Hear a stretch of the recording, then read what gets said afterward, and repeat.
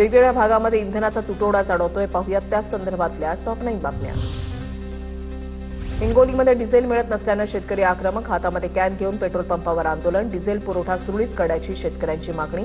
मंत्र्यांच्या ताफ्यातील गाड्या कमी करा आणि डिझेल द्या, आंदोलकांची मागणी. नंदुरबार जिल्ह्यामध्ये पेट्रोल आणि डिझेलचा तुटवडा. पेट्रोल कंपन्यांकडून पुरेसा पुरवठा होत नसल्याची माहिती. काही पेट्रोल पंपांवर वाहनांच्या लांबच लांब रांगा, तर गुजरातमधील वाहन चालक नंदुरबारमध्ये इंधन भरण्यासाठी येत असल्याचं चित्र. नाशिकमध्ये मालेगावच्या ग्रामीण भागातील अनेक पेट्रोल पंप कोरडे. तुटवड्याचा शेती मशागतीच्या कामांवर परिणाम. फक्त शहरातीलच पेट्रोल पंपांवर डिझेल पेट्रोल उपलब्ध. परभणी शहरामध्ये अनेक पंपांवरील पेट्रोल डिझेलचा साठा संपला. पंप चालकांवर पंप बंद ठेवण्याची वेळ. वाहनधारकांचे मोठे हाल. वाशिम जिल्ह्यामध्ये सलग तिसऱ्या दिवशीही पेट्रोल आणि डिझेलचा तुटवडा. शेतकरी डिझेल घेण्यासाठी कॅन घेऊन पेट्रोल पंपांवर रांगा लावत असल्याचं चित्र. डिझेल उपलब्ध नसल्यानं रिकाम्या हाती परतण्याची वेळ. नाशिकमध्ये पुन्हा सीएनजी पंपांवर वाहनांच्या लांबच लांब रांगा. वाहन चालकांसह रिक्षा चालकांनी सीएनजीसाठी रांगा लावल्यात. शहरातील अनेक पंपांवर सीएनजी उपलब्ध नसल्यानं वाहनांच्या रांगा. रत्नागिरीमध्ये जिल्ह्यामध्ये तिसऱ्या दिवशी देखील सीएनजी गॅसचा तुटवडा. पहाटेपासून सीएनजी मिळावा यासाठी सीएनजी स्टेशन बाहेर वाहनधारकांच्या रांगा. ऐन पर्यटन हंगामामध्ये सीएनजीच्या तुटवड्यामुळे पर्यटक हैराण. वाशिममध्ये पेट्रोल पंपावर हाणामारी. नंबर लावण्याच्या कारणावरून काही जणांमध्ये वाद. डिझेलच्या कॅननं एकमेकांना मारहाण केल्याचा प्रकार. व्हिडिओ सोशल मीडियावर व्हायरल. जालन्याच्या भोकरदनमध्ये दुचाकीला एलपीजी गॅस कनेक्शन जोडल्याचा प्रकार समोर. पेट्रोलच्या तुटवड्यामुळे देशी जुगाड केल्याचं समोर. दुचाकीच्या डिग्गीमध्ये 3 किलोचे एलपीजी गॅस कनेक्शन आढळले.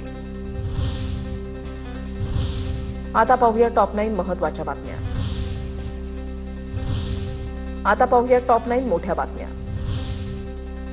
किल्ले प्रतापगडावर एआय तंत्रज्ञानानं शिवप्रताप दिनाचा इतिहास उलगडणार. पर्यटन मंत्री शंभूराज देसाईंची माहिती. पर्यटकांसाठी विशेष प्रेक्षक गॅलरी उभारण्यात येणार.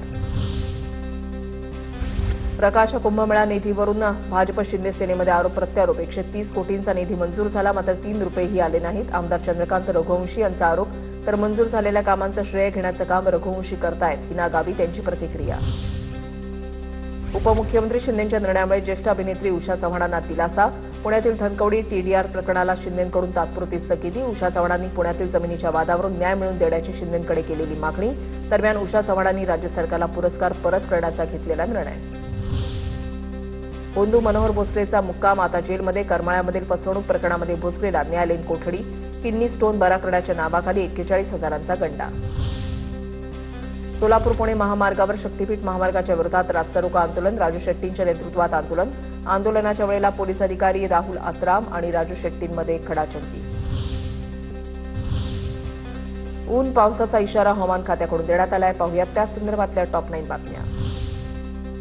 मान्सून अंदमानमध्ये दाखल. 26 मेपर्यंत मान्सून केरळमध्ये दाखल होण्याची शक्यता. नैऋत्य मोसमी वाऱ्यांसाठी अरबी समुद्रात अनुकूल परिस्थिती.